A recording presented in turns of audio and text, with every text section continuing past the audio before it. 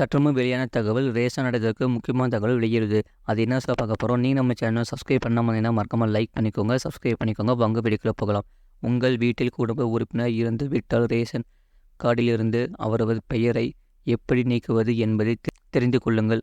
அதுபோல் ஒவ்வொரு பெயரை சேர்ப்பது குறித்து தெரிந்து கொள்ளுங்கள். இவையெல்லாம் ஆன்லைனிலேயே உட்கார்ந்த இடத்தில் இருந்தபடியே செல்லலாம். வட்டாட்சியர் அலுவலகத்திற்கு செல்ல தேவையில்லை.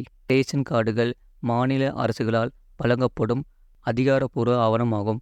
இந்த அட்டைக்கு மானிய விலையில் உணவு தானியங்களை மாநில அரசு வழங்கி வருகிறது. பலர் இதை பொதுவான அடையாள அட்டையாகவும் பயன்படுத்துகிறார்கள். இந்த ரேஷன் கார்டு மூலம் அரிசி, பருப்பு, சர்க்கரை, பாமாயில், மண்ணெண்ணெய் உள்ளிட்டவை வழங்கப்படுகின்றன. இந்த ரேஷன் கார்டில் குடும்ப தலைவர் பெயர் இருக்கும். அதன் கீழே அவருடைய மனைவி, குழந்தைகளின் பெயர்கள் இருக்கும். ஒருவேளை மகன், மகளுக்கு திருமணமாகிவிட்டால் அவர்களின் பெயர்கள் நீக்கப்பட்டு புதிய கார்டில் சேர்க்கப்படும். அதாவது ஆணாக இருந்தாலும் பெண்ணாக இருந்தாலும் அவர்கள் இருவரின் பெயர்களை இணைத்து குடும்ப அட்டையை பெறலாம். இந்த நிலையில் யாருடைய பெயரையாவது மாற்ற வேண்டும், இல்லாவிட்டால் ஒருவரது பெயரை நீக்க வேண்டும் என்றால் என்ன செய்ய வேண்டும் என்பதை தெரிந்து கொள்ளுங்கள். வீட்டில் யாராவது திருமணமாகி சென்று விட்டாலும் ரேஷன் கார்டில் பெயரை நீக்கிவிடுவார்கள்.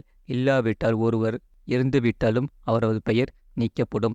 இதற்கு முதலில் www.tnpds.government.in என்ற இணையதள பக்கத்திற்கு சென்று புதிய உறுப்பினரை சேர்ப்பதற்கான விண்ணப்பத்தை தெரிவிக்க வேண்டும். அதன் பிறகுதான் உறுப்பினரின் பெயர் நீக்கம் அல்லது சேர்த்தல் குறித்த தகவலை தெரிவித்து அதற்கான ஆவணங்களையும் இணையதளத்தில் இணைக்க வேண்டும். உதாரணமாக பிறப்பு சான்றிதழ், இறப்பு சான்றிதழ், திருமண சான்றிதழ் உள்ளிட்டவைகளை சமர்ப்பிக்க வேண்டும். இவ்வாறு இணையதளத்தில் பதிவு செய்துவிட்டால் உங்களுக்கு ஒரு ரெஜிஸ்டர் எண் கொடுக்கப்படும். அதை வைத்துதான் உங்கள் கோரிக்கையின் நிலை என்ன என்பதை கேட்க முடியும். பதிவேற்றம் செய்யப்பட்ட விண்ணப்பங்கள் முறையாக அதிகாரிகளால் சரிபார்க்கப்பட்டு ரேஷன் கார்டில் பெயர் நீக்கம் மற்றும் சேர்த்தல் செய்யப்படும். பொது விநியோக திட்டத்தின் சேவைகளை அனைத்து தரப்பு மக்களுக்கு கிடைக்கும் பொருட்டு ஒவ்வொரு மாதமும் 2வது சனிக்கிழமையன்று வட்டங்கள் வாரியாக மக்கள் குறைதீர் முகாம் நடத்தப்பட்டு வருகிறது.